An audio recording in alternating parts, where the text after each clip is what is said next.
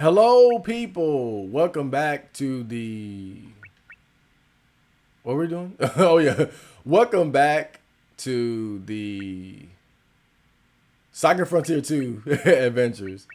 So, the last episode, I conceded that I don't wish to continue to try to beat the what is it the battle of South Moundtop without a guide. So I have a guide next to me. I will be consulting this guide for the sake of beating this part. I tried my best. I think I spent at least 3 hours on it. And quite frankly, I give up trying to beat it on my own. I think it's not because I don't think that I can. It's because I just don't think it's really worth the trouble because this isn't. And I'm just gonna rant a little bit here because I've been doing research on this part.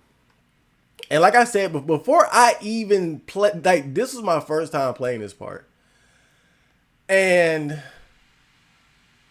the reputation of this particular battle is so known that I've heard about it even before I ever played it. I've heard about Battle of South Mountaintop.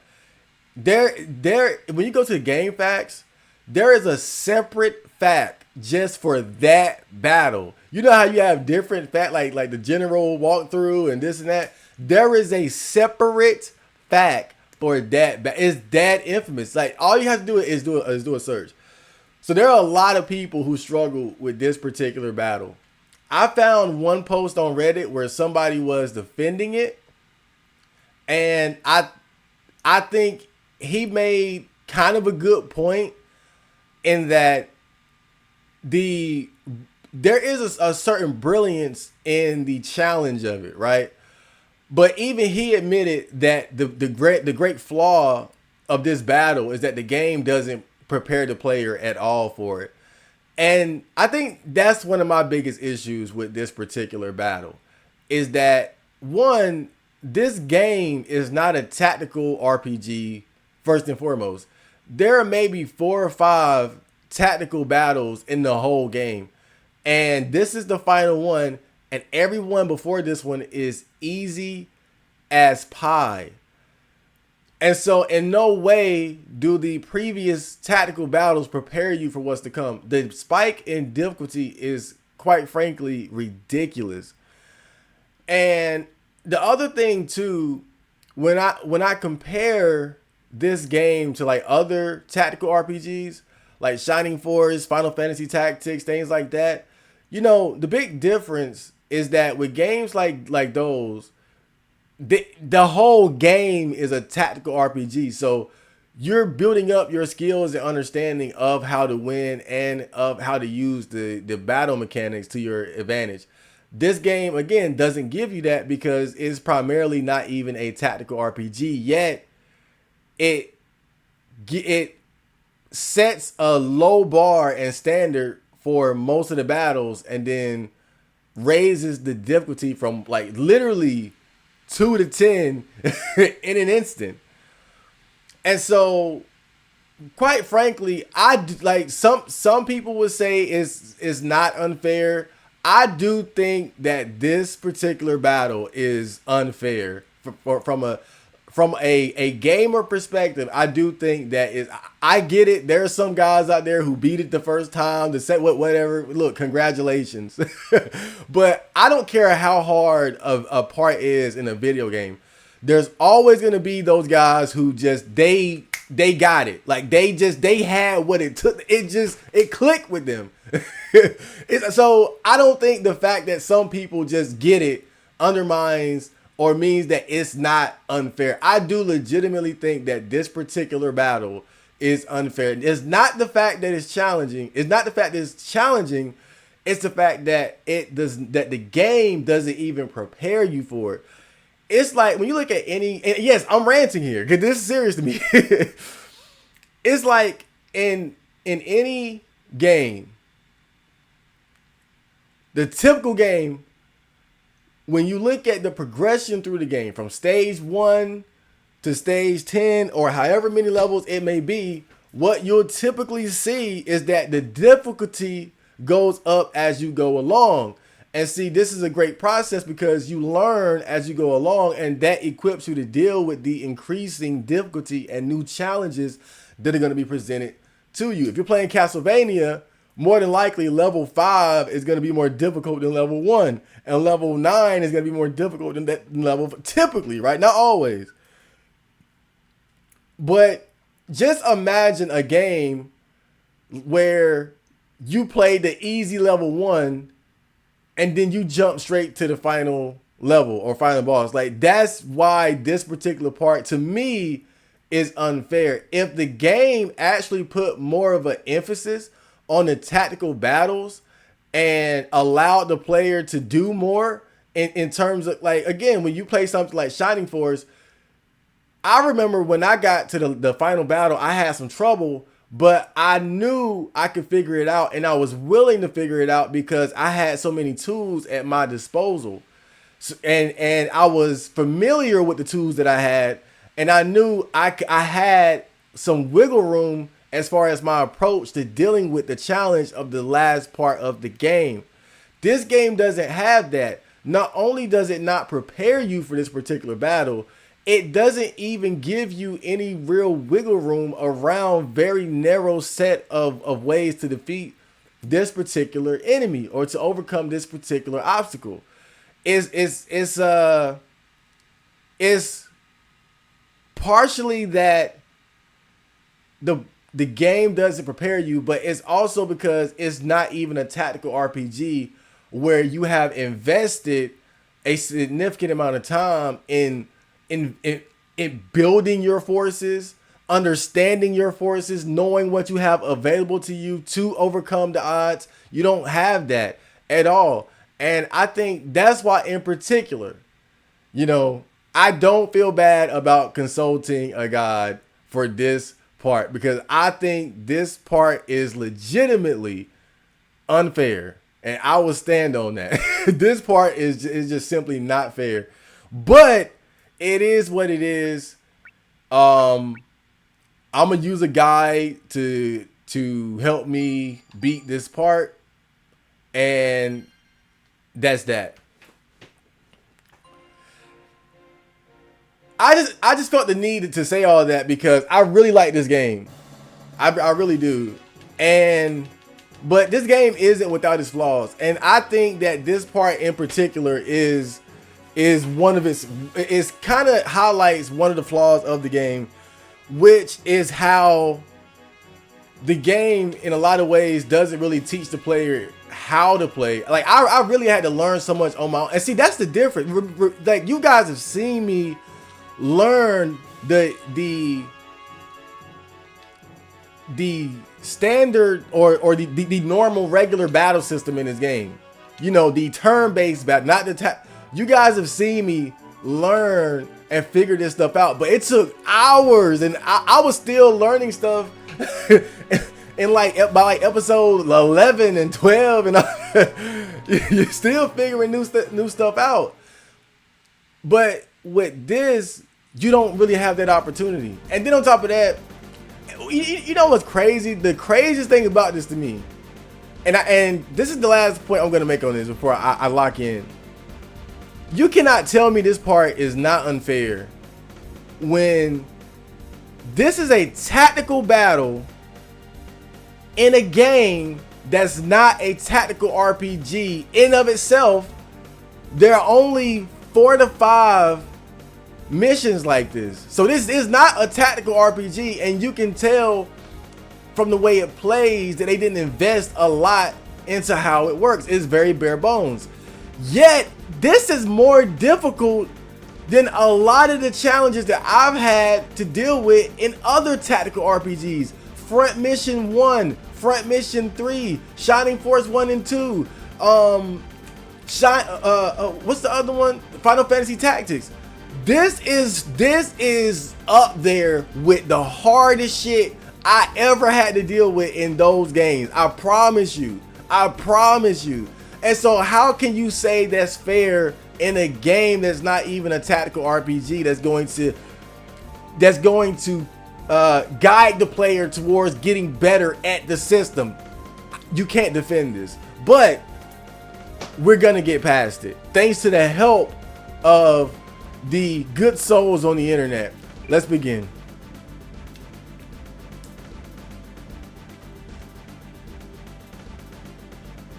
Beating South Moundtop. Before you begin, notice the flashing red building on your map.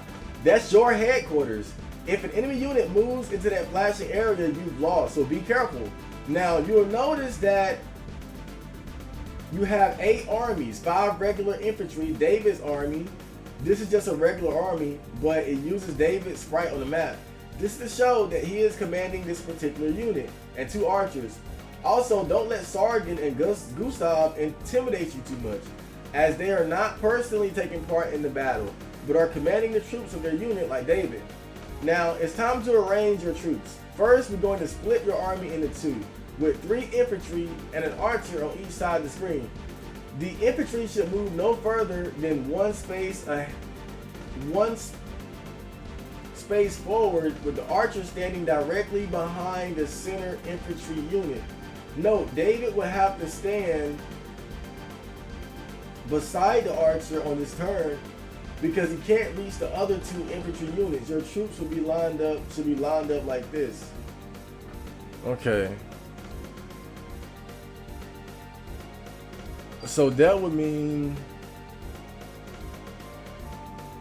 you put, hold on. So they would stay in this position though, right? I'm assuming that's what he means. So I'll put him there,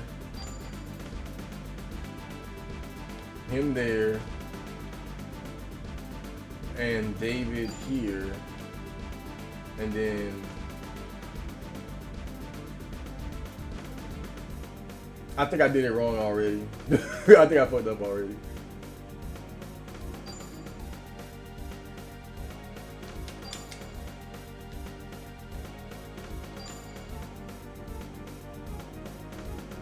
Okay, now end your turn.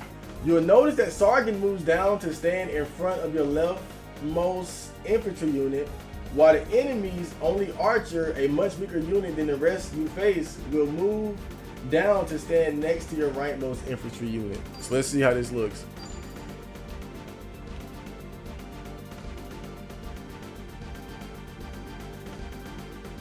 Yeah, I think it's just like he said. End enemy turn, troops replaced. Begin player turn. Okay. Now we're going to use what I like to call the archer decoy maneuver. The archers are useless when it comes to combat, but their real strength is in their ability to shoot arrows at the enemies attacking your infantry. As long as the archer is within one space of your infantry, they will fire a volley of arrows at the troops attacking your infantry, causing them all 30 damage. But the really good thing about this ability is that it still works even if your archer unit consists of only 1 troop. Start your attack by sending the archer to attack the unit you want to weaken or even wipe out if you're lucky. Tell your archers to defend. After the combat is over, your archers will retreat, unfortunately out of support range, or the enemy will. Wait a minute, what the fuck? Start your attack by sending your archer to attack the unit you want to weaken, or even wipe out if you're lucky. Tell your archers to defend.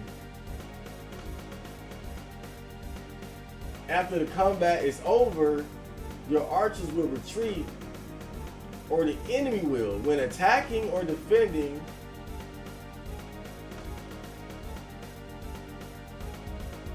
if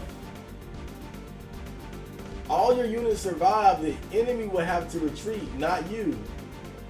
When attacking or defending, if all your units survive, the enemy will have to retreat, not you.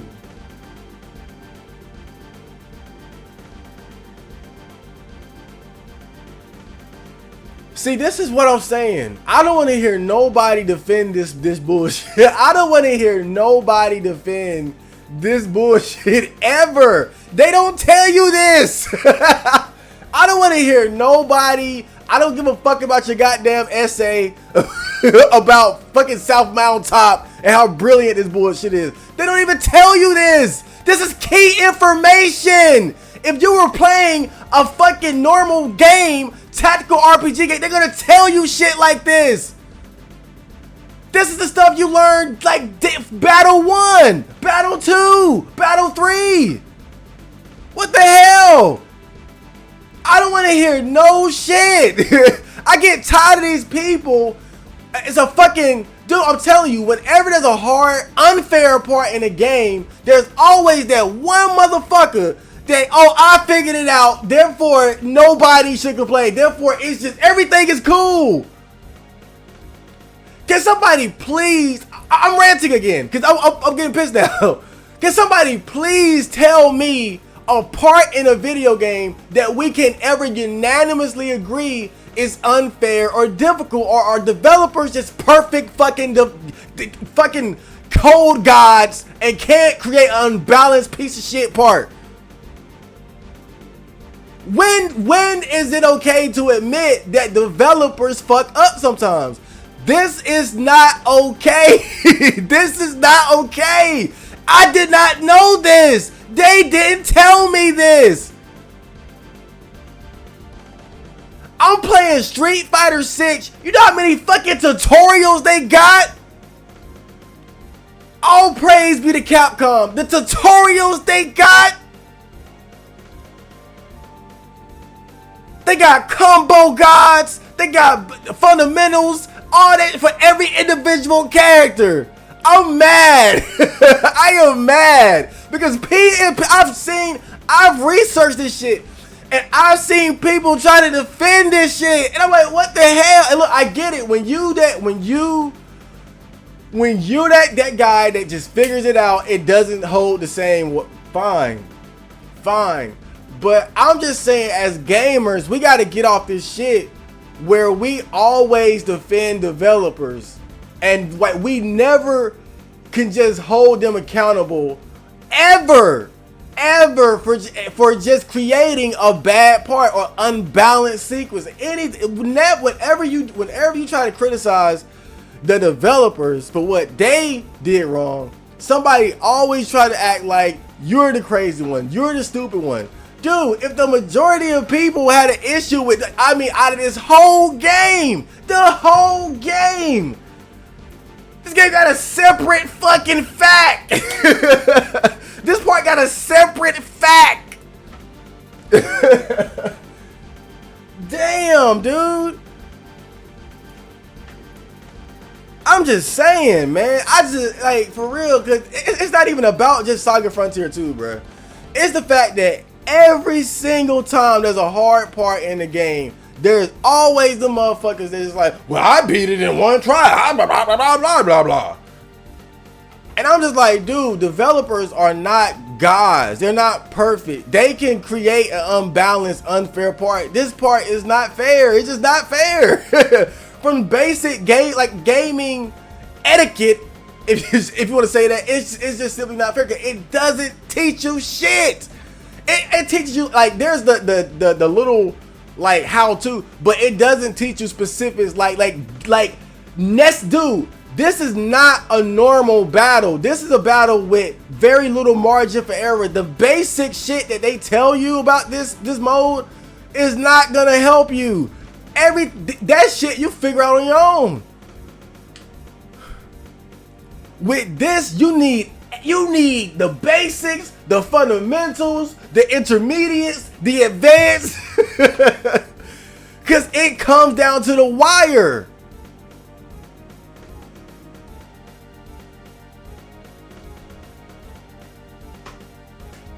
Okay. What the hell? What did he say again? What does this guy say? Hold on. That shit pissed me off. When attacking or defending, if all your units about it. Okay. Start your attack by sending your archer to attack the unit you want to weaken. You're gonna wipe out. Okay. So he said, but wait, start by sending your archer to the unit you want to to attack or wipe out.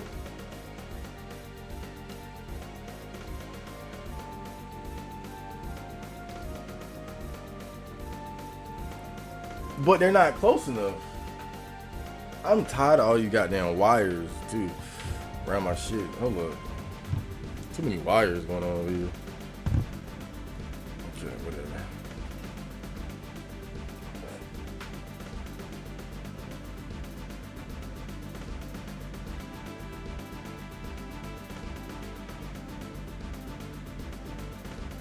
Start your attack by sending your archer to attack the unit you want. By sending the retreat, or the enemy will. Either way, you probably won't have archer support for your troops this round. Now, send your infantry into attack. This causes the enemy to suffer a consecutive battle. This wipes out some of the enemy troops' HPs. This means that even if your troops attack does less than 100 damage, they'll still kill the enemy they're attacking. Order your infantry to attack using the flame spear. Back up your first attack with your second infantry unit and your third for the right side. On the left side of the screen, David probably won't be in range to attack. Be careful with his troops though. Lose them and it's game over. By the end of your turn, you might be able to wipe out one or two of the enemy's units. I say might because a lot of the combat. I say might because a lot of the combat in this scenario relies on luck.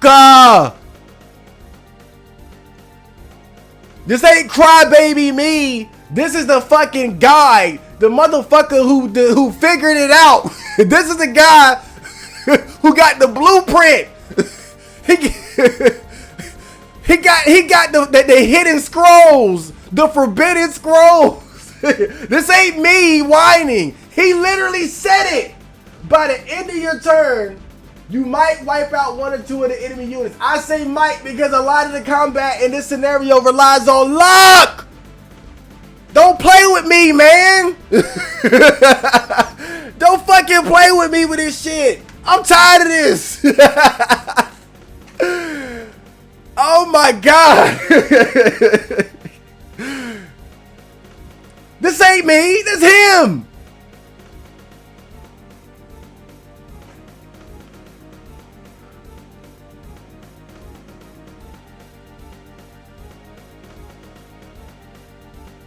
But I think what he's trying to say is send the archers towards the enemy units, not that they're going to actually have the opportunity to attack them. I'm thinking that's what he's saying. If I get something wrong, we can just try again. At least I feel a bit more confident knowing that I have the guy with me though. But I'll do that. And then he basically says, try to take out one of the units with the flame spear. So I think starting with the weaker archer, archer unit is probably the best route. I'm so thankful for this guy. Like you wouldn't believe it. Like, thank you, man. This guy, he's probably married with kids or something by now. Moved on from gaming, but whoever you are, man, God bless you, man. Damn, cause I needed this damn guy. I think I was trying for like 3 hours straight, bro. And again, I could see what you probably had to do. I could see a way out, but again, it's so luck. It's luck. A lot of it is luck, dude. And that's not me exaggerating. Look, that's luck.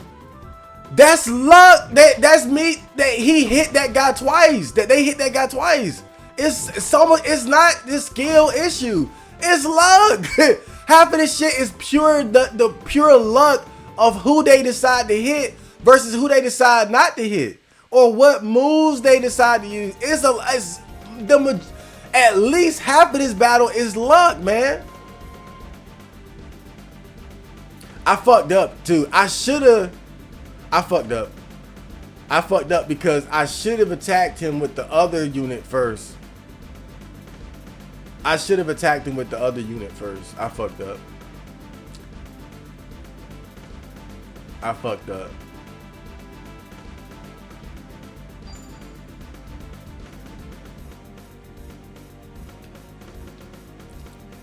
Because then the other unit would have still been in position to hit him again.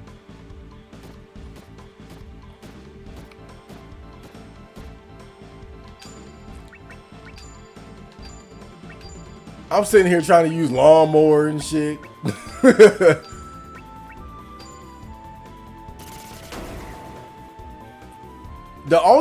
One of the few things that's consistent is the arrows. That's one of the few things. But and see that could have killed. But you see what I'm saying? It's so much randomness. Half of it is pure chaos. And see, that's why I knew it was time for me to stop trying on my own. Because if I said I'll put another 6 hours into it, I probably would have figured it out. But it's not worth it on a part that's legitimately unfair and not well designed. At least in terms of being structured fairly for the player to be ready for what the hell this part is bringing to you, which is hell on earth.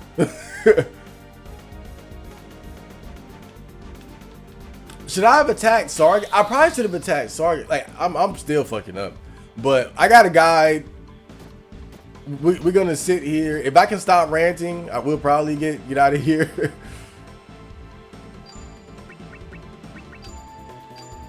But one thing I will say is that Battle of Moundtop is optional. I don't think you have to beat this part to beat the game. So I think I'm gonna rant again.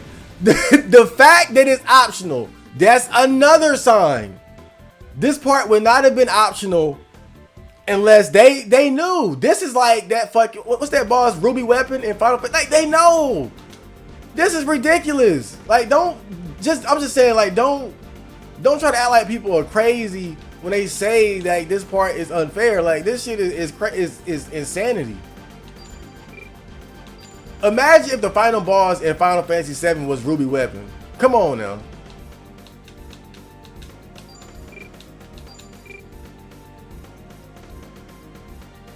Okay, I think at this point we just hold position.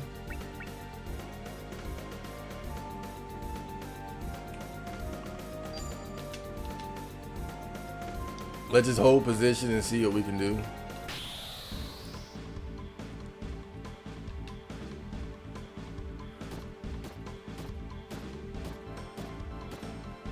Now remember what he said. If all the units survive the attack, they don't get repelled. The enemy does. But look, I got comboed. He ain't gonna. Oh, okay. He survived that. He survived that. But if he got hit again, he could have died. That's what I'm saying. If he would have got hit with the right sequence of attacks, the defending wouldn't have mattered. Wait a minute. J army has retreated. Victory. Gustav's army defeat J. So is this?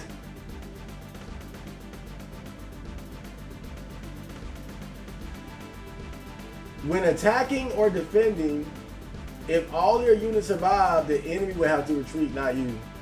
That ain't what happened. That's not what happened. That's not what just happened.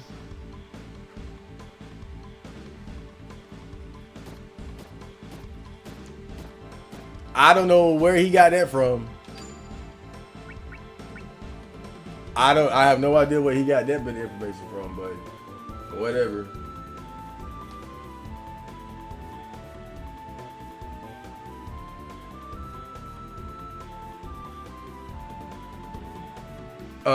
So what?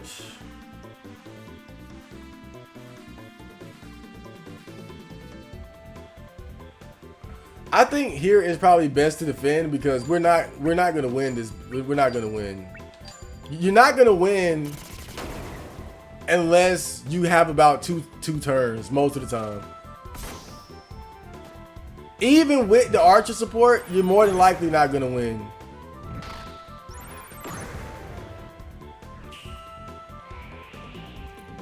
I think winning typically requires 2 attack turns. Even better with archer support. But we definitely retreated over there.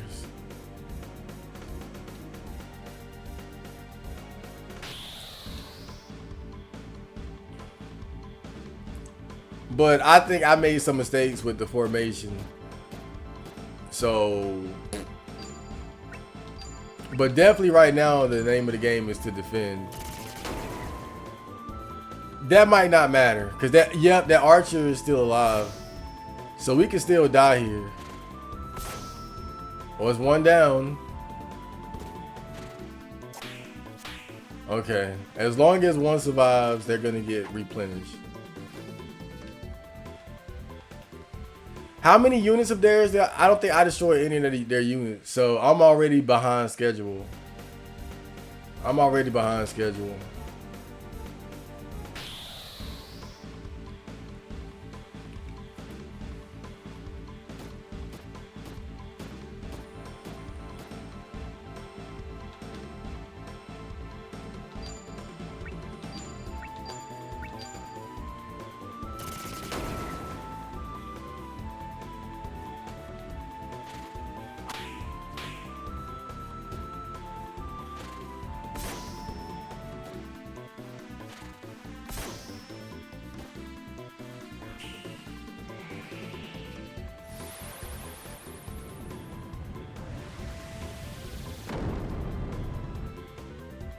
See, so it's exactly what I thought. What you want to be aiming for is having at least 1 troop able.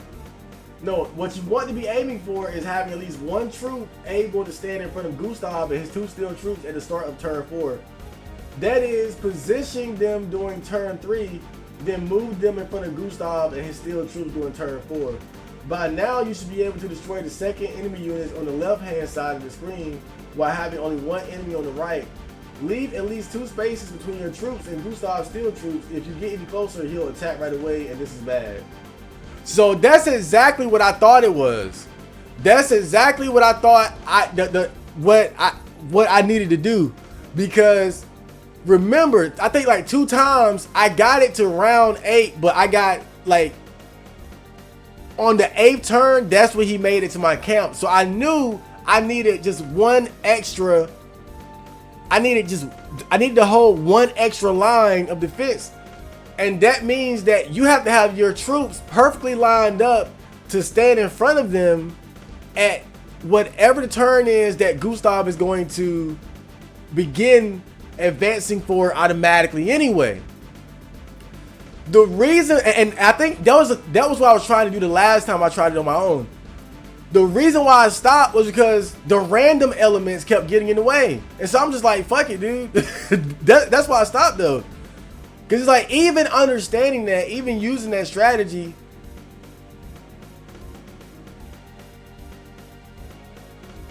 Oh, I thought what happened? Did we lose somebody? 1, 2, 3.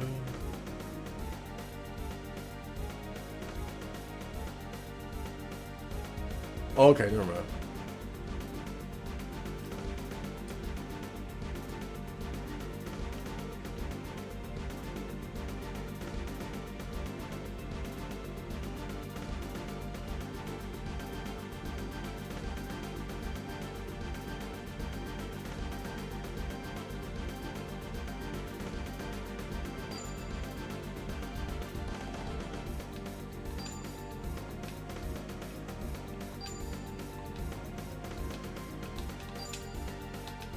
I'm going to go ahead and just say fuck it, because I think the fact that we didn't get we didn't get a kill the first round, that's gonna screw us over.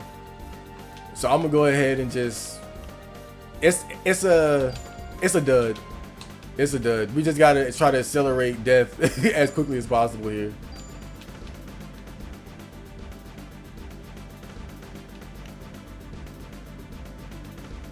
We gotta try to accelerate because I think you gotta get a kill that first. You gotta get a kill early, or it's just not gonna go in your favor.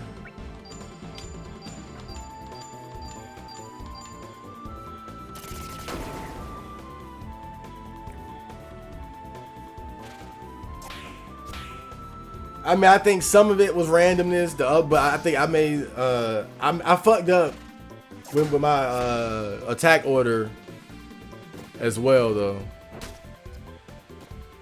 But yeah, I saw a way to beat it, but then it's like you still got to contend with the random elements of this particular part. And the guy who made the guide, even he acknowledges that. Like, he tells you, well, you should have, but I really don't know. You should have, but I don't know.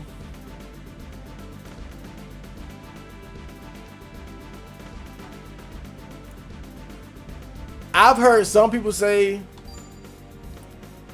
that you can actually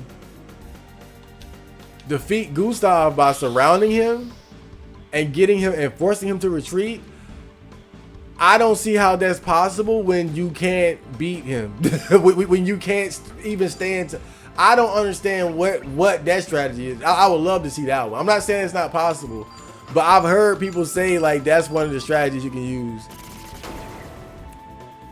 Basically, you trap him and surround him so that, because the way the game works, if you retreat but there's nowhere to retreat, you lose automatically, or you lose that unit automatically. And so they're saying that's the way to beat Gustav, but I don't see it, because how do you make Gustav retreat when none of your units really stand a chance against him? They're gonna go first more than likely. Rush is gonna kill your guys in one hit if you're not defending, that is. And if you're defending, you're not going to make them retreat. So it doesn't make sense unless what the guy said earlier about not retreating. I mean, not losing a unit while defending is possible, but I didn't see that. I defended, didn't lose a unit, and we still were the ones that got repelled. So I don't know what he's talking about there. Maybe it's a specific unit that was the archer unit. So maybe I don't know.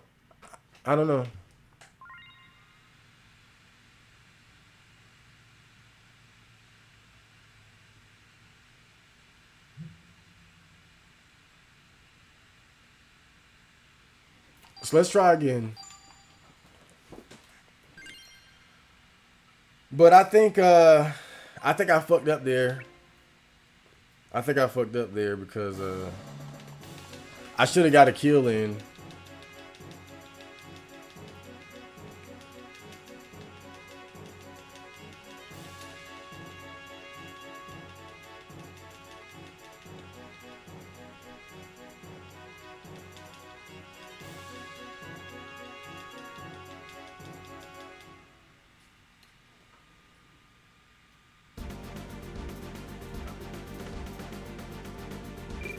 Okay, so let's look at the formation again.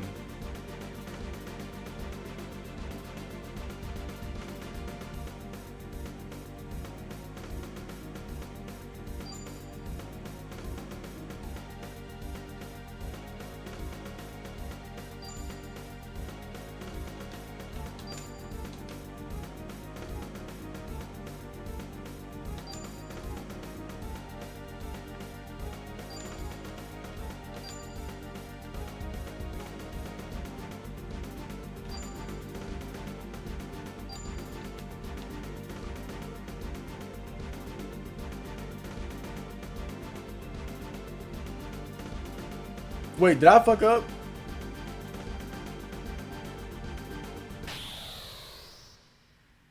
I might have fucked up.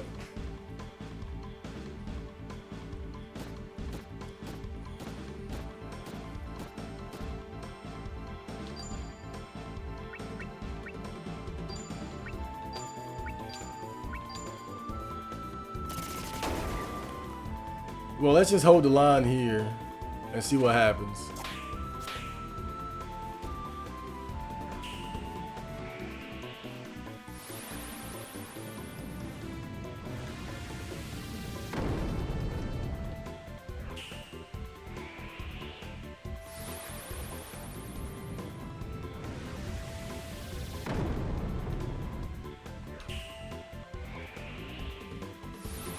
You see this shit?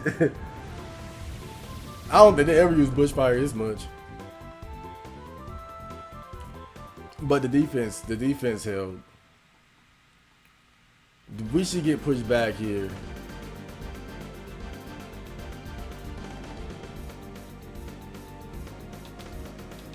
Okay, so let's see if we can pull something off here.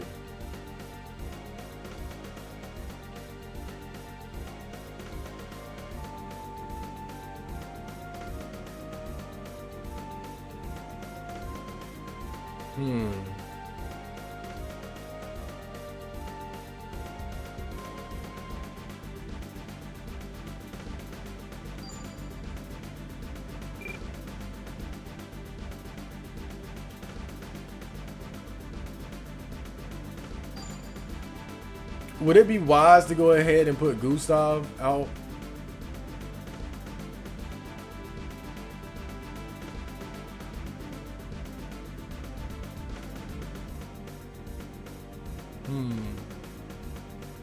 I mean, David, you know, I don't know. I'm at to wing it somewhat though, because his instructions, his instructions are kind of vague.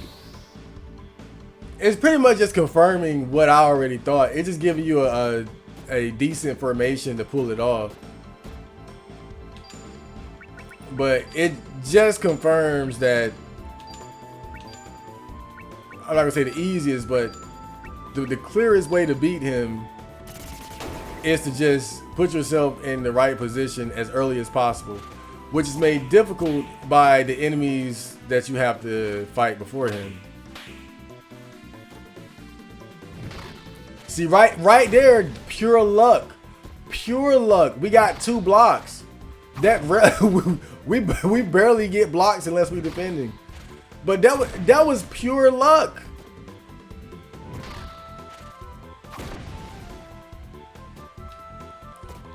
And see, luck is don't get me wrong, luck is a factor in war, in real life or tactical RPGs. Sargon's been wiped out. Okay.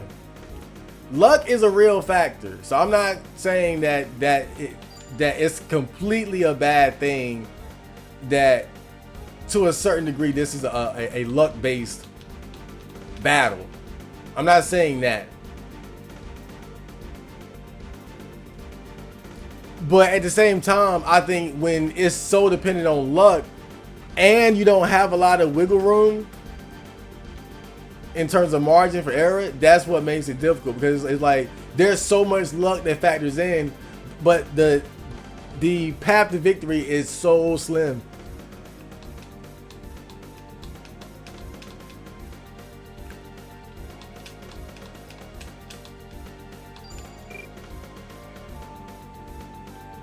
I'm trying to think what I should do.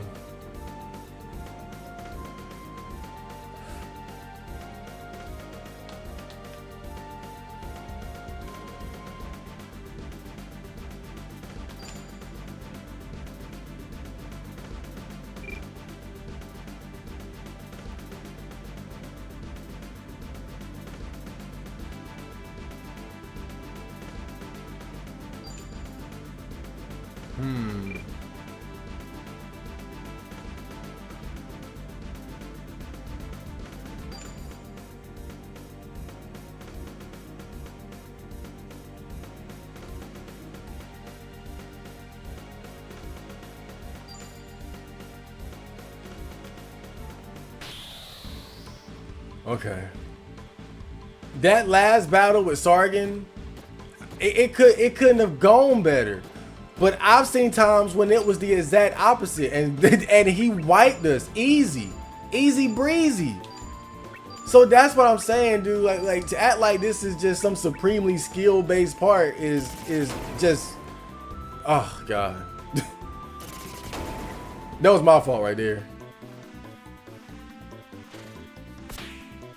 Luck.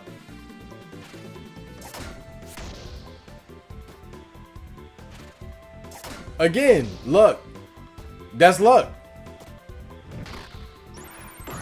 Cause it's like he could have went for somebody else.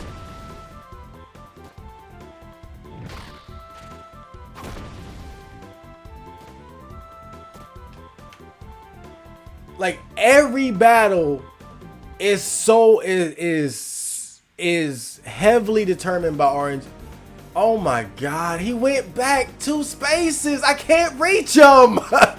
What the fuck? I can't reach him.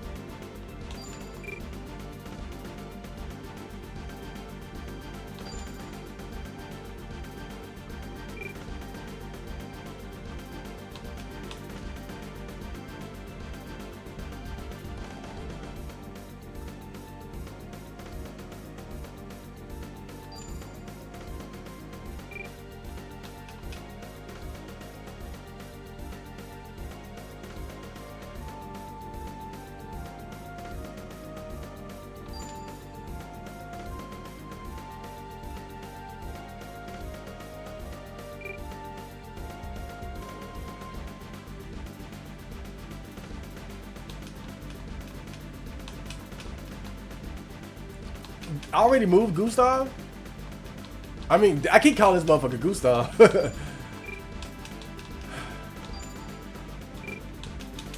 I already moved him? This might be another dud. This might be another. It's looking like a dud. It's looking like a dud right now. Real shit. It's looking real duddy.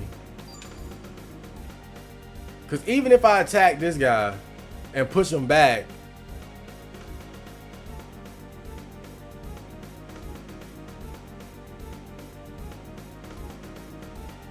nope, it's still luck. Still luck. Okay.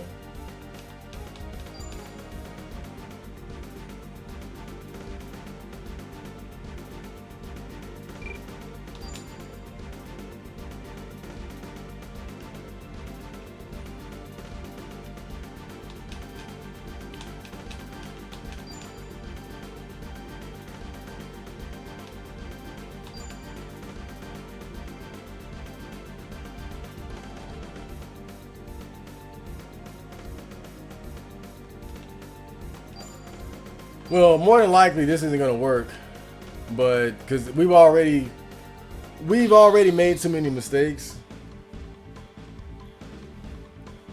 We've already made too many mistakes. So this is more than likely just not gonna work.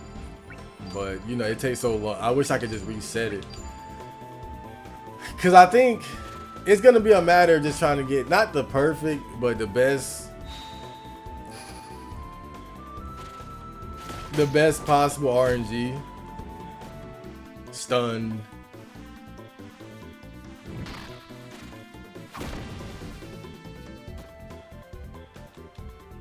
So that guy said, the guy said, if everybody survives, you won't retreat.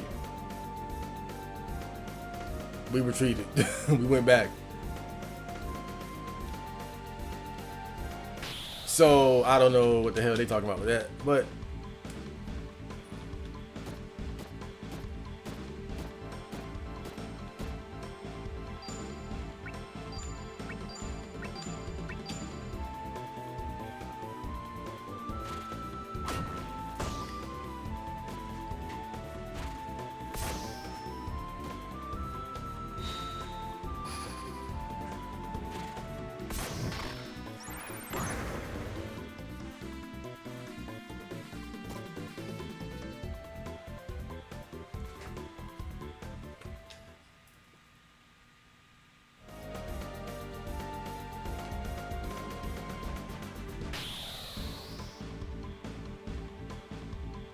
I might need to just watch a video guide, because I think that reading it is just, it's not really doing me any justice right now.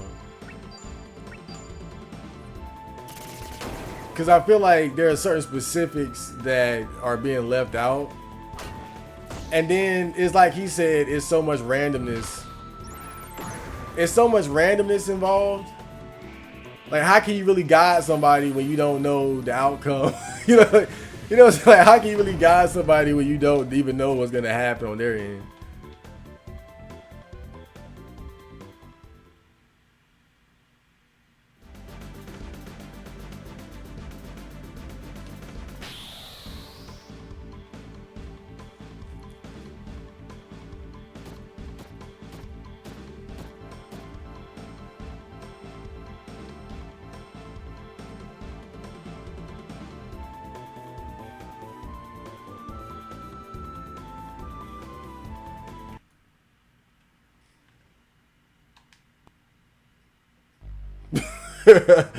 Yeah. Restart. Restart.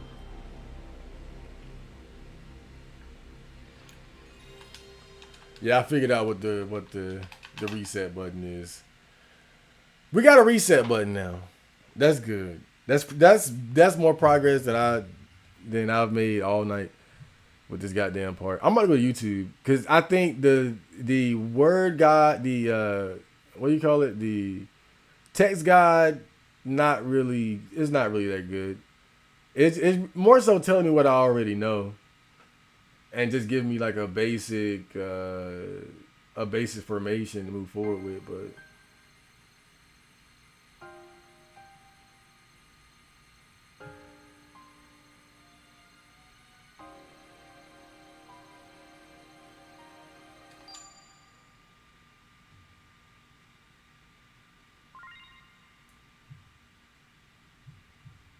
why would they let you use fucking Gustav, fake Gustav? That don't make no goddamn sense. That's like let me use the egg, bitch. I'm about to look at a video guide. Battle of Moundtop.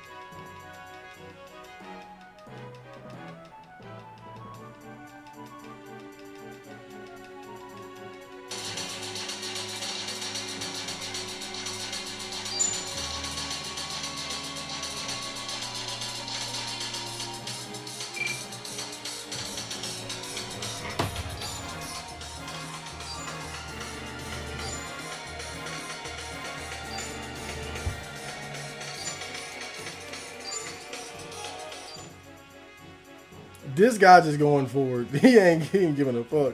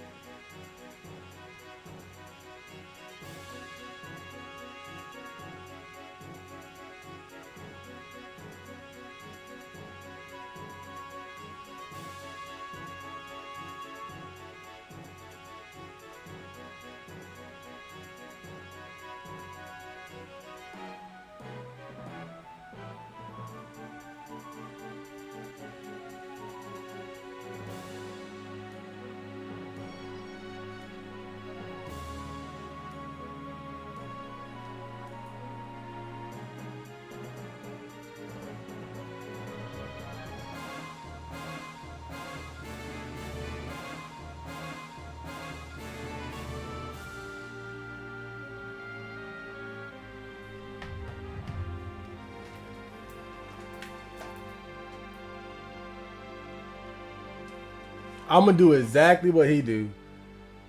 Like step by step. I'm gonna do exactly what he do.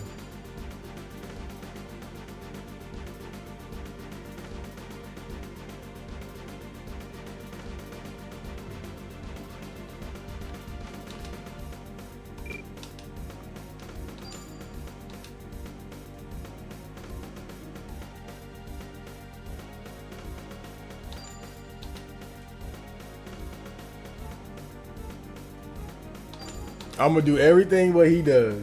Period.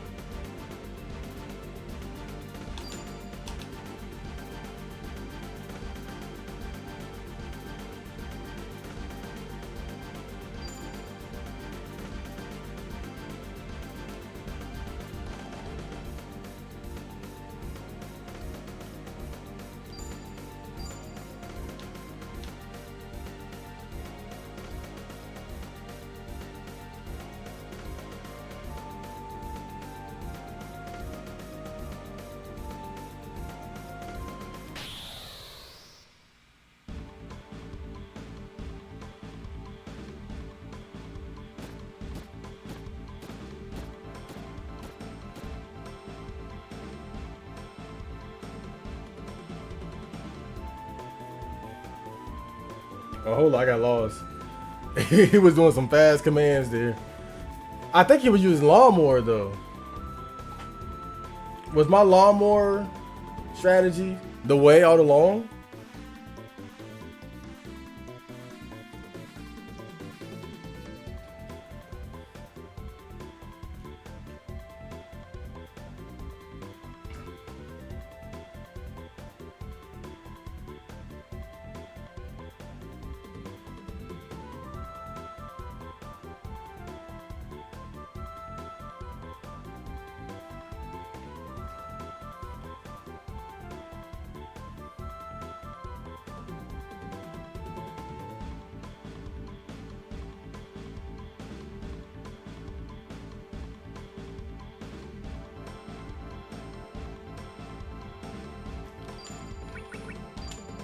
So this is what he did. Lawnmower.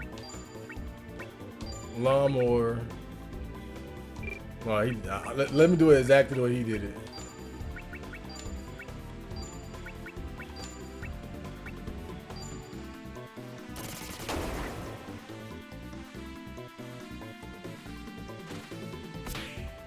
We got a block. Dead. Got a kill. Should be a kill. And no kill.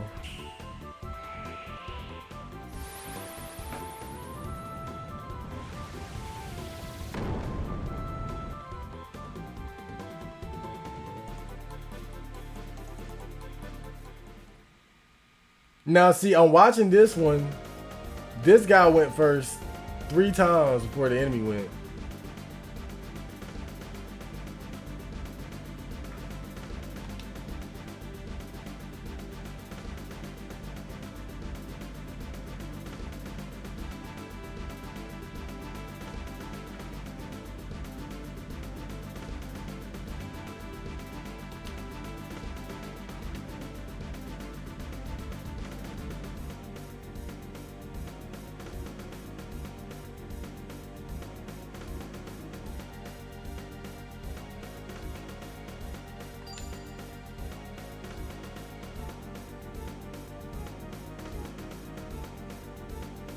So he's going in to fight SaGa.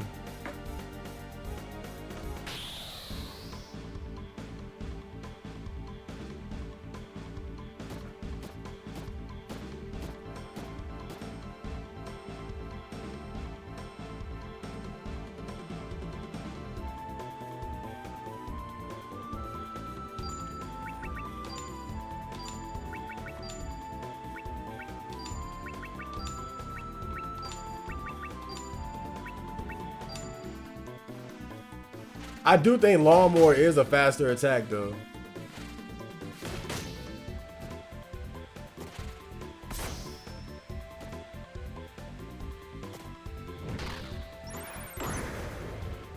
Oh my god. And see, let me see what happens to him.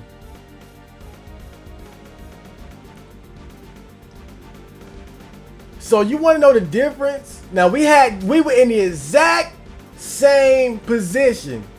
The exact same position.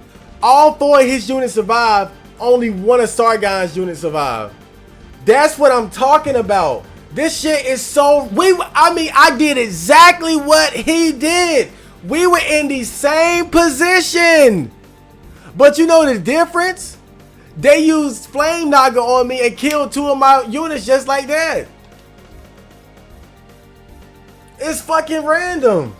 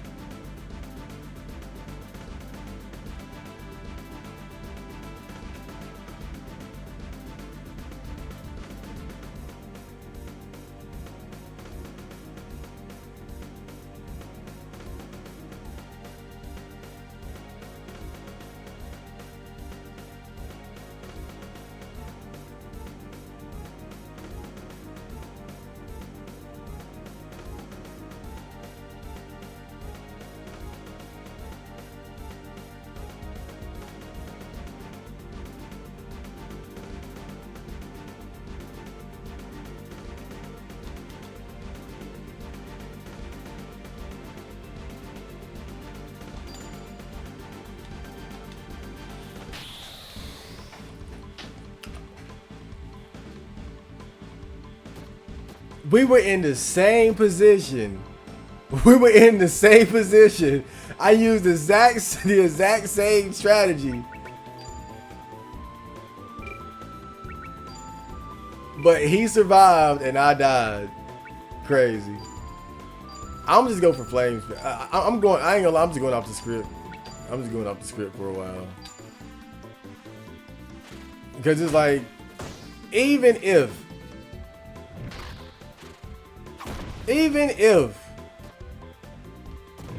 that's what I'm saying. Exactly what I'm saying. Even if you follow him, it's no guarantee that the same thing is gonna happen to you. What happened to them? That was crazy. We were in the same position and everything. Crazy. Okay.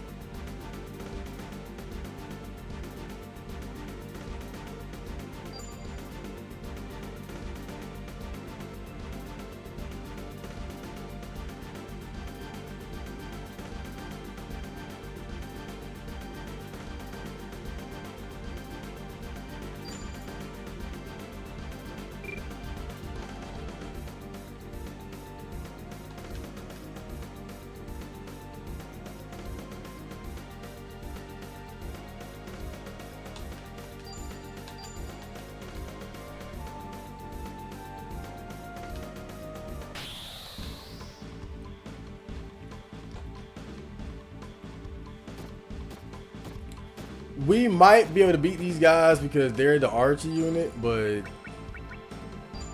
we'll see. that's the thing. It's the mic. If we get Flame Naga, then who knows?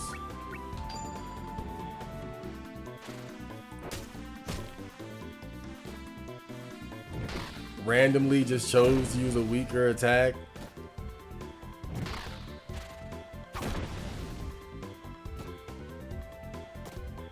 Why did he die? Did he already get hit? Oh yeah, okay, he did. I remember now. Come on, y'all. Wipe him. 1, 2.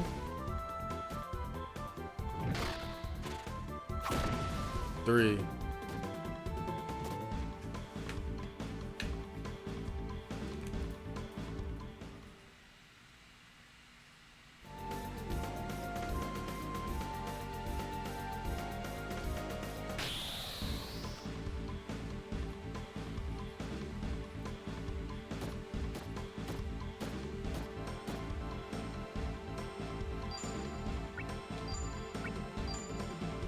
Shit.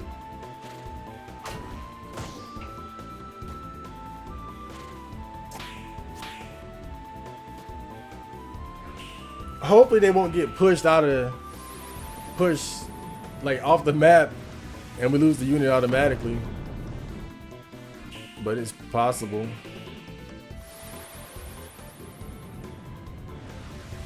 I'm hoping they'll just get pushed back and not off the map.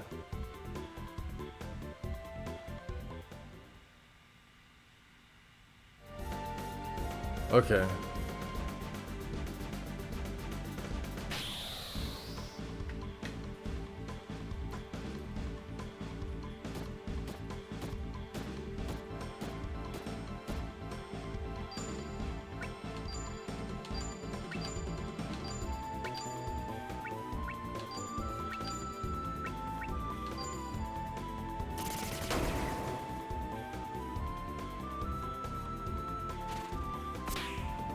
Okay.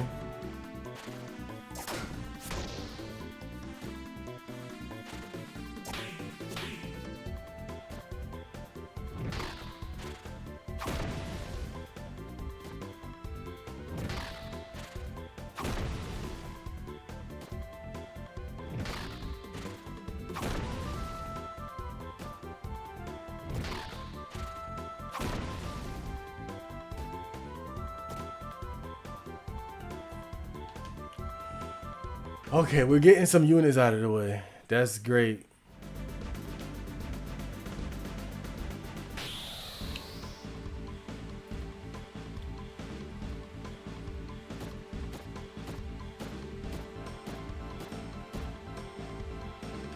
If we could get rid of these motherfuckers, oh my god. It's a it's a long shot, but if we could, whoa.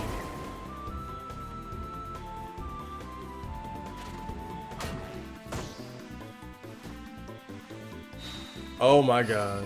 We ain't getting rid of them, that's for sure. Oh hell no. Hell no. We ain't getting rid of them.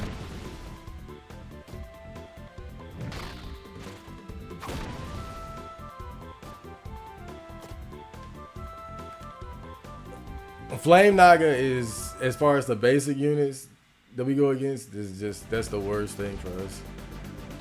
We did make them retreat though.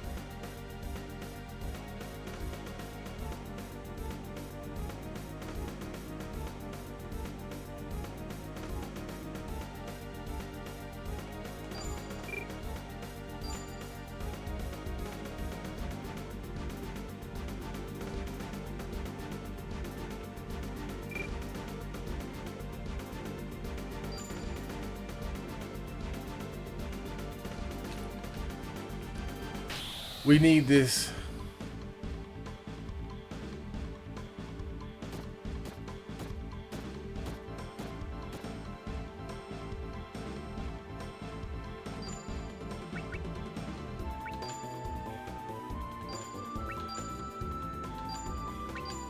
I might have fucked up too.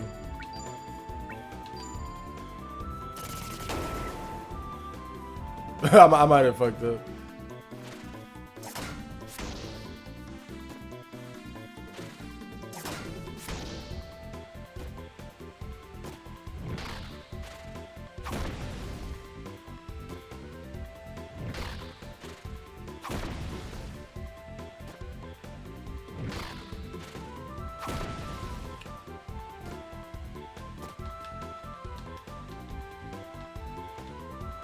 Yeah, I think I fucked up. I think I fucked up.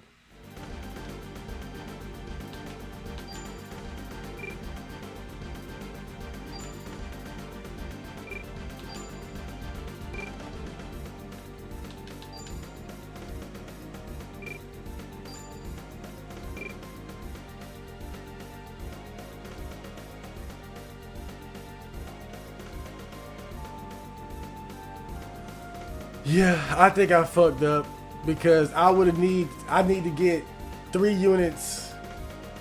I need to get 3 units.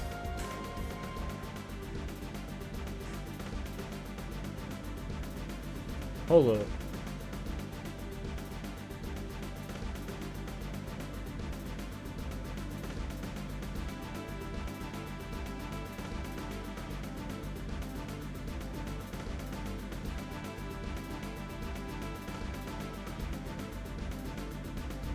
Okay, I might still have it.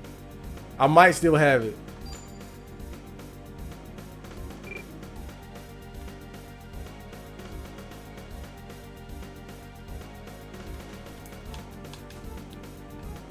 But I got to do this very carefully.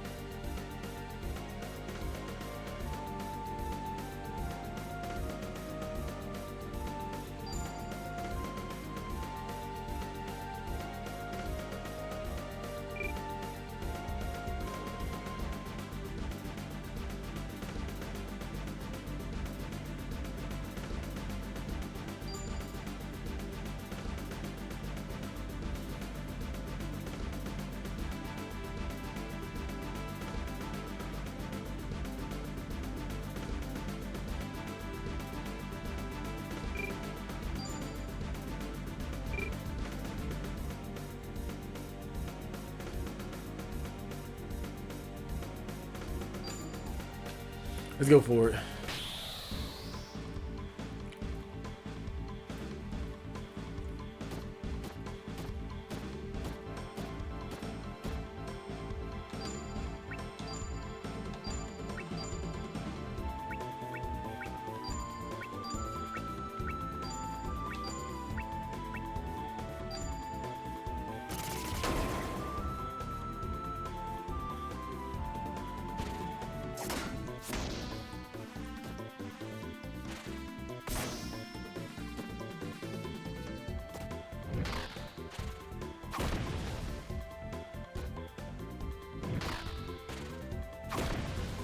Okay.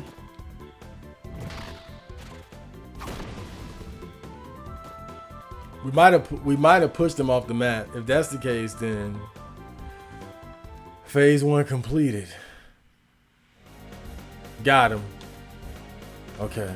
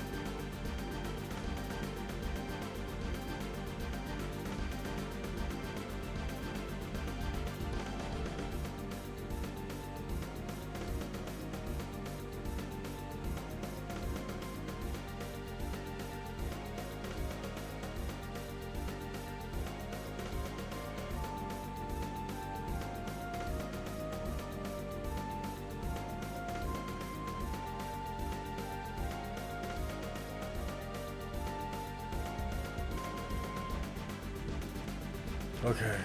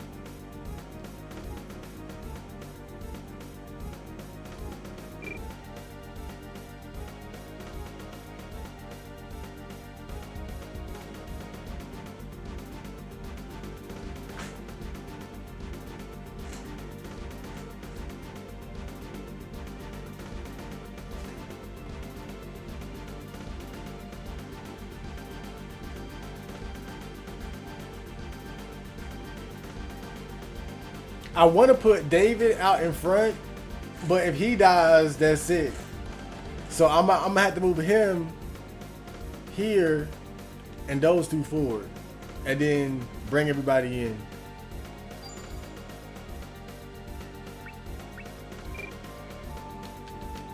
But is there anybody else who can move? Okay.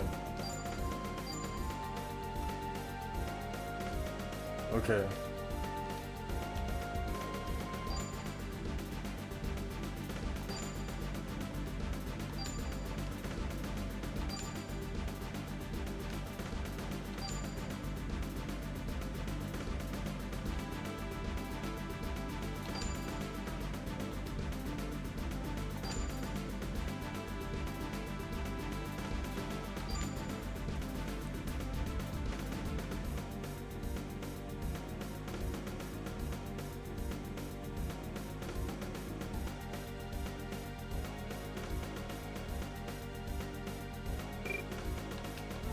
Wait, did I fuck up again?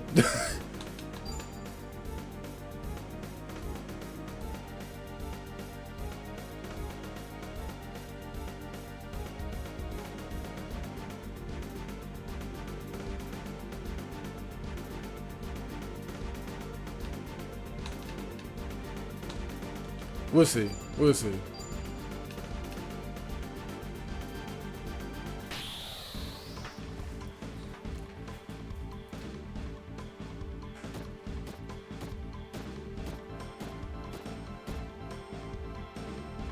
Okay. Now it's just defend, defend, defend.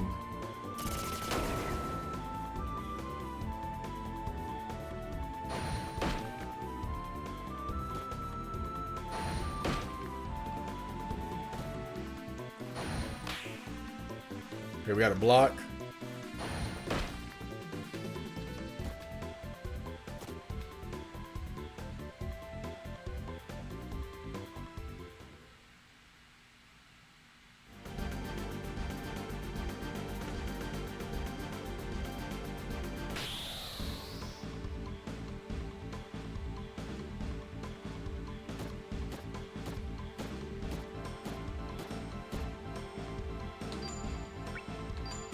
Defend, defend, defend.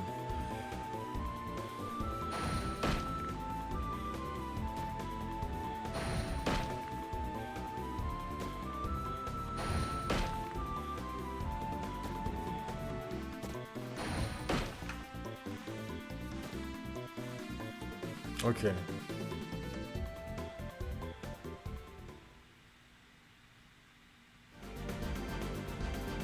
Okay, I'm good.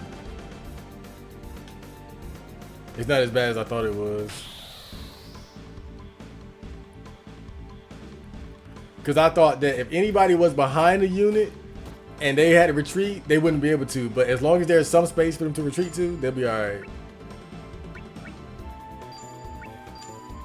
I was worried that because I had stacked them, that they wouldn't be able to retreat.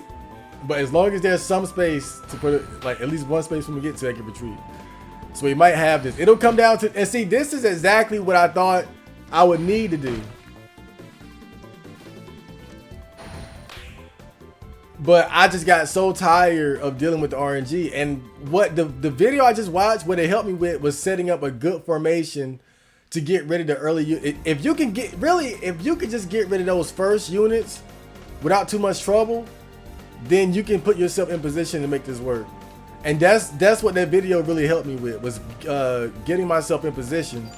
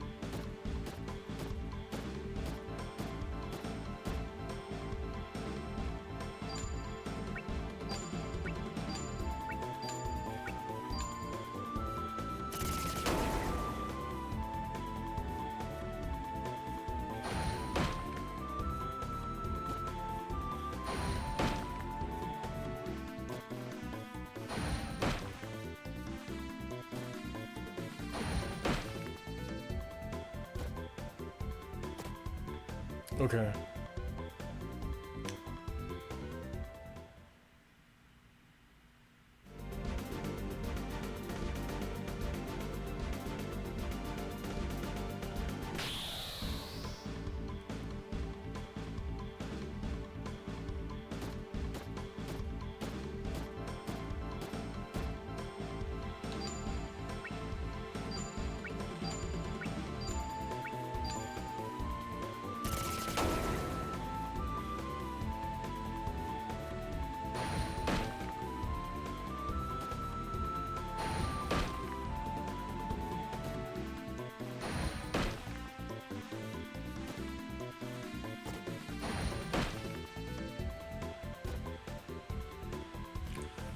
All right.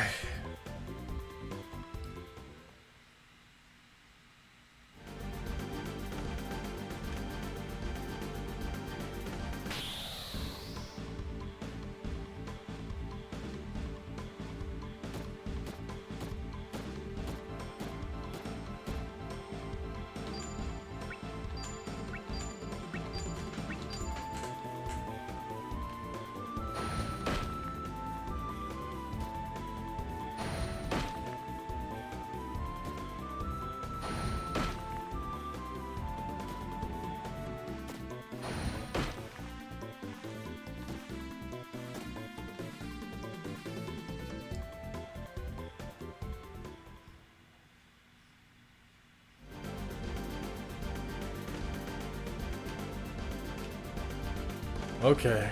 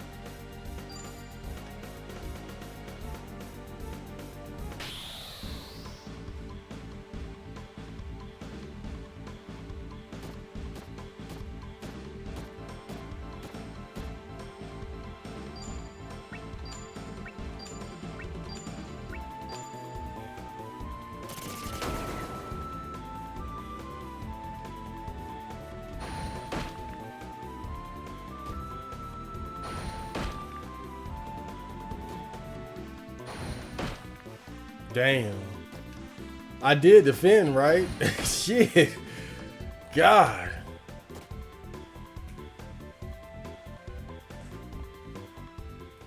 Just brutal.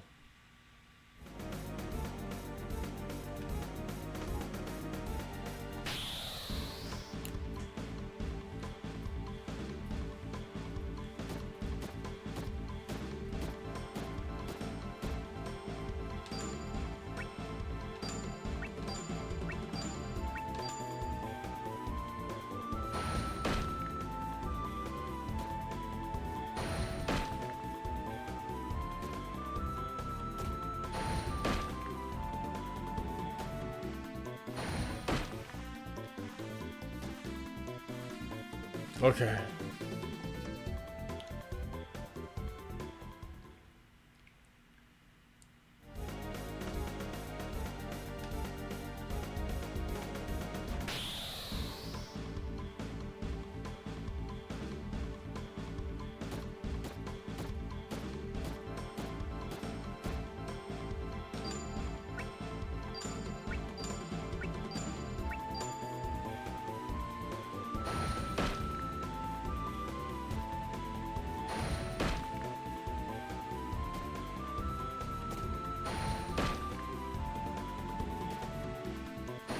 Yeah, I think that the video I watched was useful. I kind of deviated from the course because really the video I was watching was trying to help you set it up to surround Gustav. But I think once I got about halfway, I just started winging it. But the main thing was it gave me the right formation and strategy to take out the early units. And once you do that, you can put yourself in position to get in his way. We should have it though. Unless I'm mistaken, we should have this.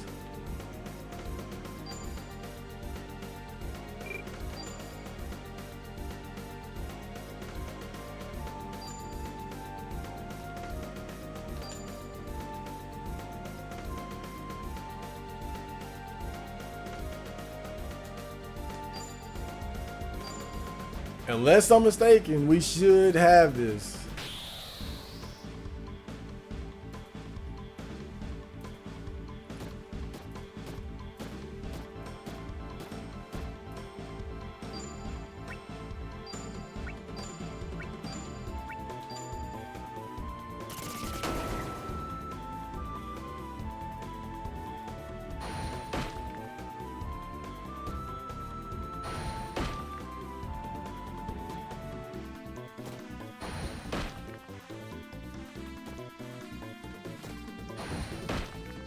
God damn.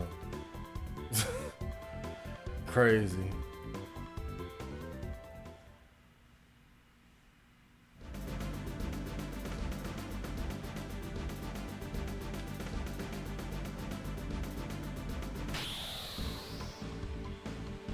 Wouldn't it be so bad if David got killed?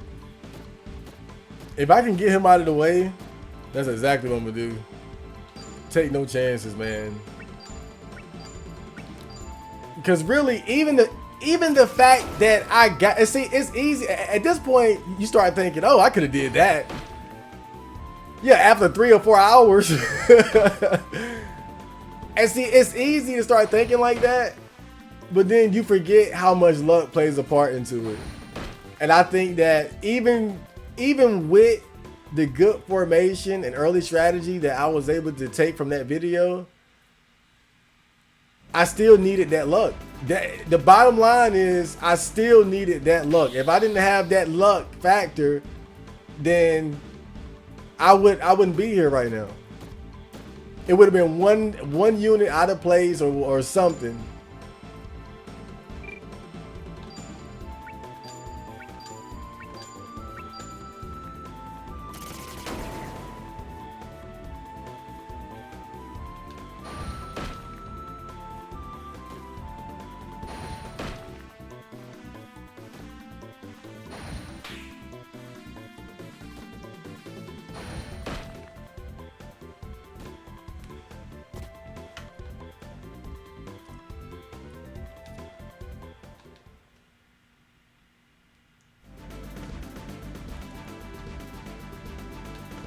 All right, this is it.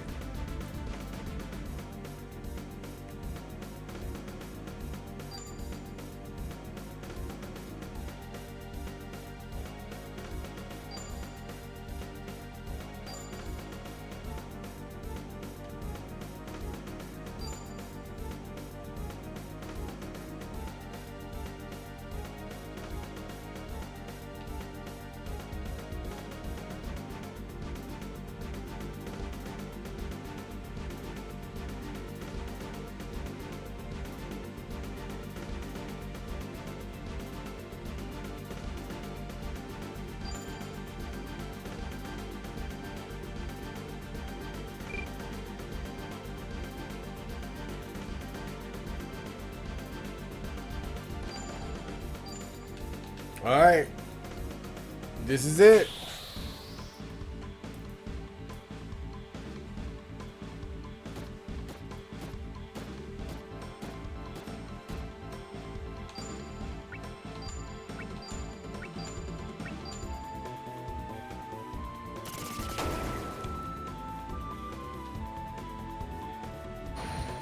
This is by far, this isn't the fastest strategy, but I think it's by far the easiest strategy for the average player to come up with. Because even I saw that, okay, this is probably the best way. The issue though is just getting in position. Is getting in, because the trick is ultimately taking out enough enemy units to where you can put your units in perfect position.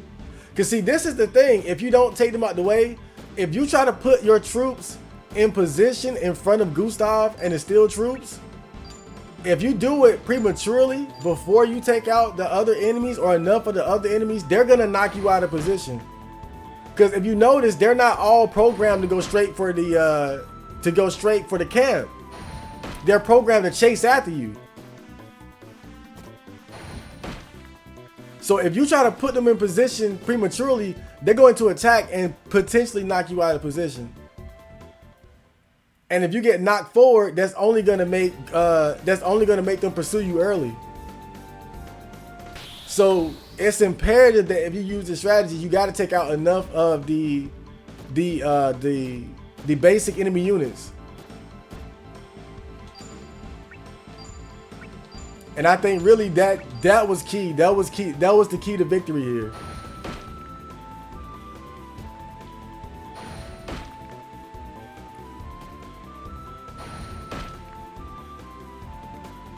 But thanks to the game fact guide, thanks to the video I watched, everything came together to help me get through this part. This part is bullshit.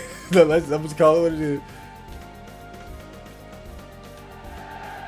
Yay! The Southern Army of the Duke of LeBeau arrives. David is victorious. After the Battle of South Moundtop, the Lords gather at Han Nova. The Lords meet for the official signing of the peace treaty. The Lords and independent cities across the world sign this treaty. This treaty becomes known as the Han Nova Treaty after the location in which it was signed. After signing the treaty, the notable lords give their speeches. To this day, the speech of David, Count of Jade, the central figure of the treaty, remains in the hearts of the people.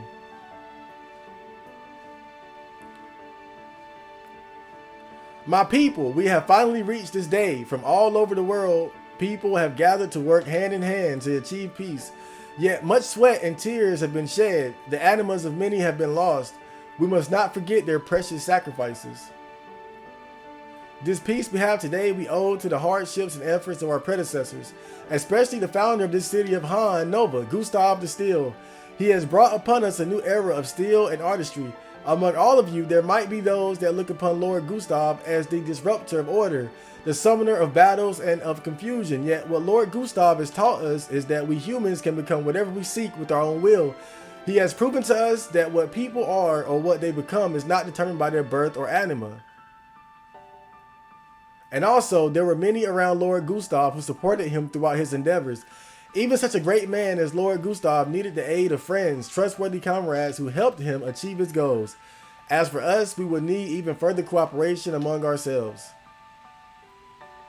Ideally, my father Charles would have been the one standing here today. I would swear to utilize all of my resources to uphold and defend this treaty. That was pretty good. He shouted my boy Gustav out. True to his words, David defends the treaty to the end. During the 50 years until his animal returns to nature, the treaty lives on. Many have named this period the Peace of David. His name was praised throughout the 1,000 years that followed. Wow. Damn, David. Fucking boss.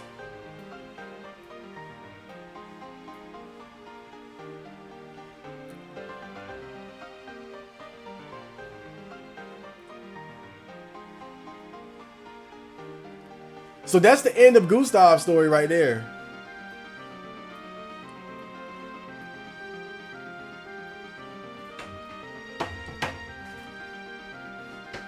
You know, it's kind of a bittersweet feeling, I gotta be honest.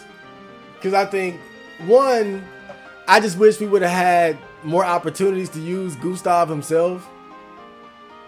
Two, I think the fact that the final battle was such a bullshit one. And not only that, but it wasn't even a battle of... It's just like how Gustav died, you know? It would have been epic if he died in a, you know, just you using Gustav killing the monsters and then he gets killed eventually, whatever. But you're using Johann instead of Gustav. Again, that's not cool. And then the fight with David and the fake Gustav,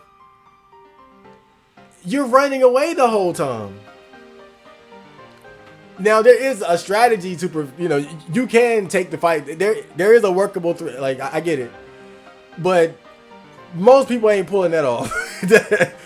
That's damn near miracle like for a player. For the average player, nah, that's damn near miracle. Like generally speaking, that fight for the average player is going to be defending until you get back up. But I think even still, it's kind of it's anticlimactic in a way. I think that it's cool how everything ended with David, the grandson of Kelvin, who was pretty much the favorite comrade of Gustav. You know, with him bringing in a new era of peace. Like, don't get me wrong, the ending is great. It's great how it all kind of came to a close for Gustav's side of the story. But it's lacking that epic final battle. You know, that's what's not there. That's what I wish we had. That epic final battle. Like it shouldn't be. It shouldn't be a fight like that. It should be it should be challenging, but it shouldn't be what that was. I wholeheartedly disagree with that. I think the final battle should have been a war of attrition, just straight bodies dropping, right? Like we both going hard. We got the strong units versus. I just don't think it should have ended like that. That should not have been the final battle for Gustav's story.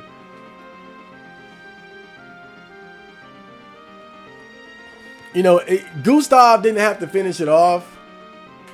Because if you look at Will Knight's story, it's his children who are carrying the torch. And I think with Gustav, it's the children of his allies that are carrying the torch. So it's kind of a similar situation. But I'm just saying the final battle can't be, oh, I gotta defend the camp.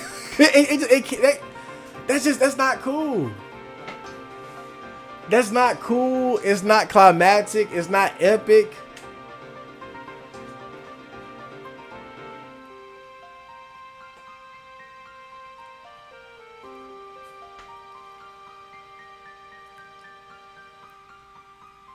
Man, I don't understand the decision-making process with some of the things in this game. I don't see how anybody could have saw that and thought that was the appropriate way to end Gustav's story. Now, now narratively is fine because again, David bringing in a new era, the new era of peace, and it all pretty much started with Gustav's endeavors. Like that, okay, that's cool, but I think the battle itself needs to reflect the scale and the gravity of everything that has happened up to that point. And I just don't feel like that.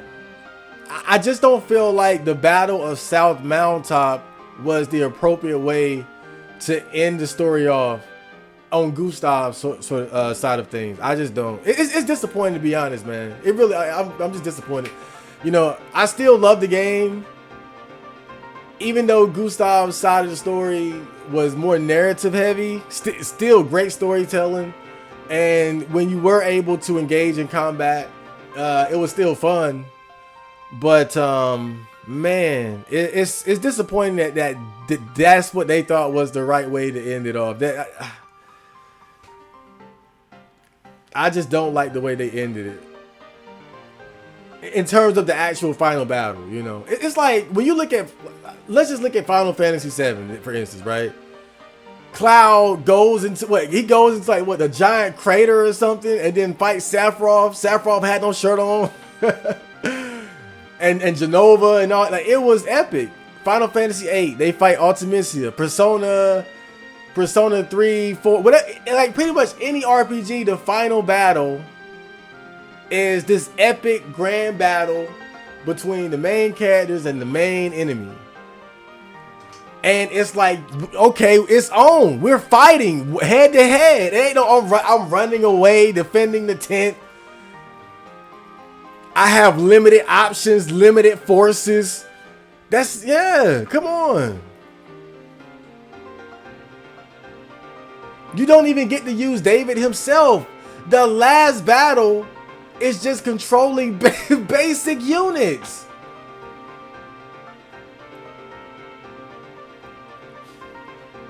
It's crazy. It's absolutely crazy. The last battle is just controlling basic infantry units.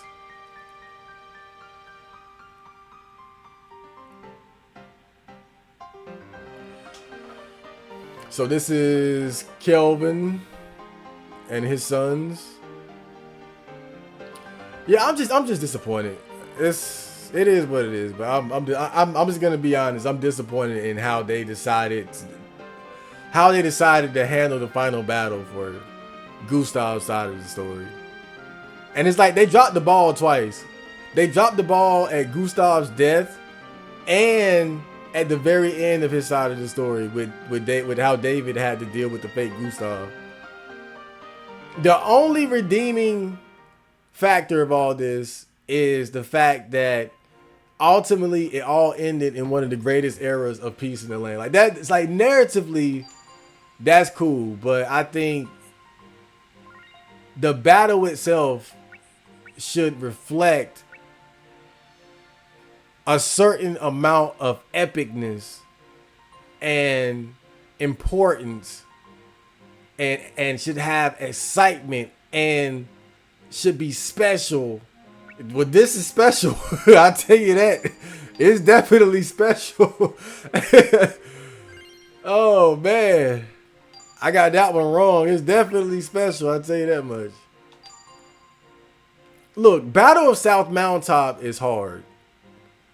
Most people wouldn't disagree with that. Okay, whatever. Let's accept it, move on. The greater crime here is that it's the final battle of Gustav's side of the story. That's the worst thing about it to me. I can live, okay, I got you. It's hard, cool, whatever, fun, okay. And on top of that, it's optional. I think the only thing is you'll miss out on seeing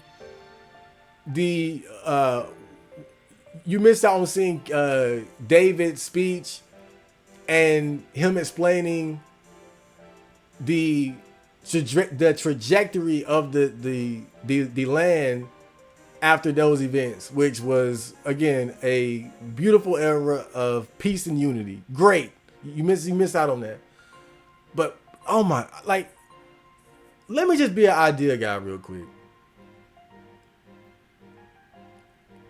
David can lead the way. Fine. That's cool. David can lead the way.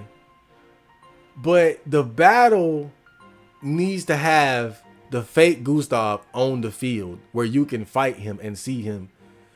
Just like when Gustav had his first tactical battle, when he came from, I believe, wide back to what was it? Was it Finney?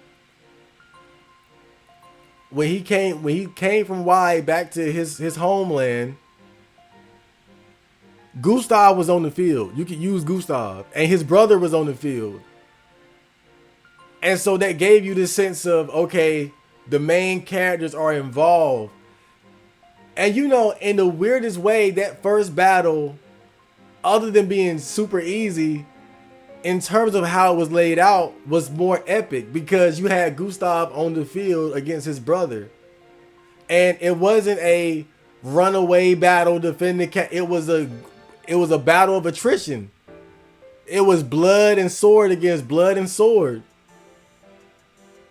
I'm just saying the biggest crime here is that was the final. That's the biggest crime, is that was, you can have it in the game.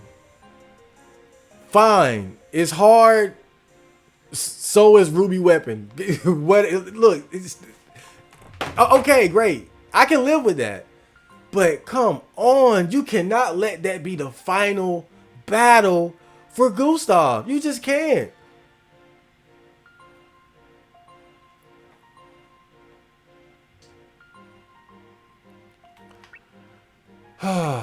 Just unfortunate. But what do we got left? What do we got left? Inset megalith. In the interior of the northern continent, there lies a megalith which no explorer has seen. And then we got pursuing the egg. Guinea travels to Thermes seeking information about the egg. Let me just take a peek here. I want to peek. I'm going to save very soon, but I'm so done. I'm so done with that last part. I got. Let me breathe some freaking. And you know what's crazy? I'm hearing that the final battle with Will or Will's side, I'm hearing it's even harder. But at least from what I hear, it's a normal battle. It's not a tactical battle. So okay, I can a hard in-game RPG. I've been there, done that. I'm ready to really like go in and give it my best. Been there, done that. I've seen that 100 times. Let's go. Not trying to be overconfident, but it's like fine, because that's what the game is. Not the tactical shit is just some side shit. I'm gonna rant for a little bit longer. Hold up though. I'm gonna rant for a little bit longer. This is like, you know how, if you ever played Shenmue is a fighting adventure game, somewhat. But there's a sequence where you have to ride a motorcycle to save your girlfriend or something like that. Nozomi. Not your girlfriend, but your love interest, Nozomi. That being the Battle of Moundtop being the final battle is like that motorcycle ride being the final battle in Shenmue. Or in Final Fantasy VIII, when they have that little like punch kick mini game, when you're on when you're on that rope and you guys are attacking the other mercenary school, and you gotta like punch you gotta punch and kick the soldiers off of the thing. Imagine if that was the final battle. So whatever the egg final battle, let's go. I'm bored. It could be a good thing not to have anything happening. How old are you, Gustav? You're acting like a geezer. That's true. You do have a rather old head on your young shoulders. What kind of lifestyle have you been following all these years? I've always been like this. Hey, Roberto, you have anything interesting to offer? I feel like I'm wasting my youth sitting here doing nothing every day. How about this? Out in the wilderness, there are several settlements. Apparently near one of them, there's supposed to be a megalith. Megalith? Let's go there. If it really is a megalith, isn't it a bit too dangerous? Well, you'll never know if the rumor's true or not unless you go check it out. Wait just a minute. What's this megalith you're talking about? Oh, you don't know? Premiere? If you want, I'll explain it to you. Will you explain it to me? Will you explain it to me, Guinea? Hey, okay, here it goes. A megalith is an artifact from long, long ago. It's not like the ruins of Han. It's even older than that. Also, it's not very well understood, but it has a lot of power. It's like a giant quail. That's a rather vague explanation, isn't it? I think she explained it quite well, but it's true. I heard it from Grandpa. As Guinea explained, it's basically something that's not well understood. I guess it means we'll have to go then. See, you understand. Now let's go. You're not planning on going, Gustav? Are you afraid of the megalith? No, it's not that. All right, I'll go. I was about to say, that's our ace. I hear there's a giant insect living near the megalith out in the wilds. This area sure has a lot of bugs. So then I lost it and flat out told him that he was wrong. Then he gets the nerve to chastise me. Me, of all people. Can you believe a story like that? Hey, bartender. Oh, yeah, okay.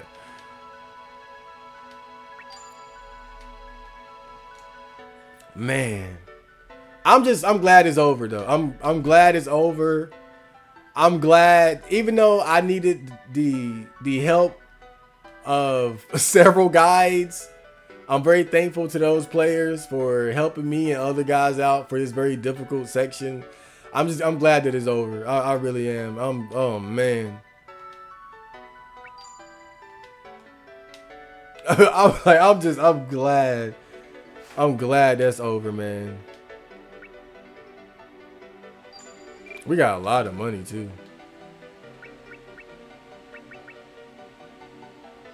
Huh.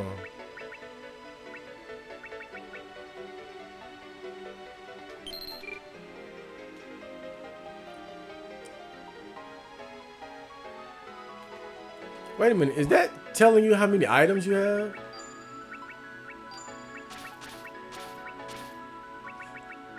It is. I see. I didn't realize that before.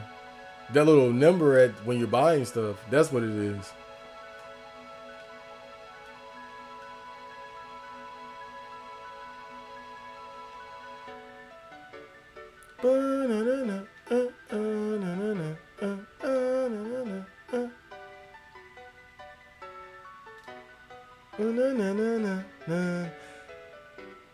So we're not gonna go. Well, I might. You know what? No. I ain't gonna do that. I ain't gonna do that. Hold on. Let me see. Let me save first.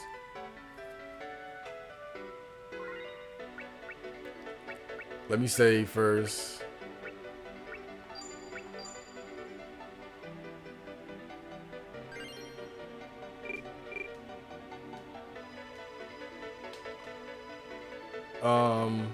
Let me just look. Let me look. Cause I'm hearing some bad shit about the final boss on Will's side too. The only good thing about it is that it's not a tactical battle. It's a normal just RPG hard, like it's a normal hard as fuck JRPG final battle. But it's apparently it's hard. So I'm thinking that I'm gonna have an intense grinding session. Yes. Because I don't want to get there and because again, I'm hearing some crazy shit.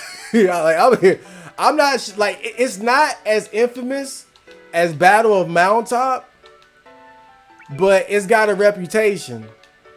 You know what I'm saying? And typically when a certain section of a game's reputation precedes itself, you got to be careful. And see, if I get to that point and I'm not in a position where I can grind comfortably, then it's going to be hard. We've heard that there's supposedly a ruin of megalith around here. Yes, there is such a place. Are you thinking of going there? Of course. A young girl like you, huh? I think it's best to quit right now. A long time ago, another young woman also went in, but she never came back. Another young woman.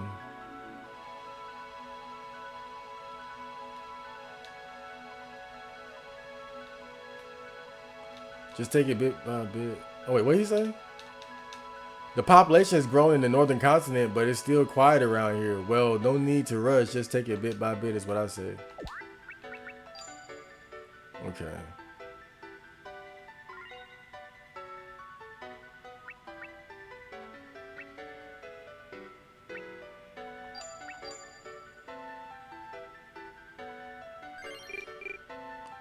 Let's see what it looks like. I'm going to quit soon, but I just want to see what it looks like. So I think this is where...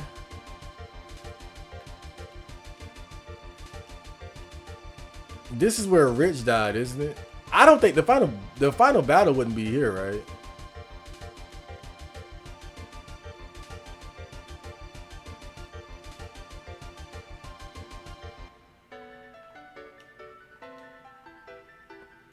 Okay, so they do allow you to go back and forth.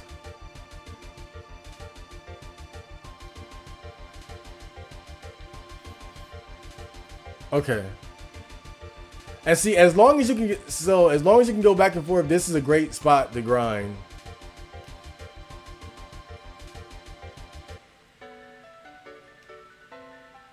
Okay. I think next I'm going to have an intense grinding session.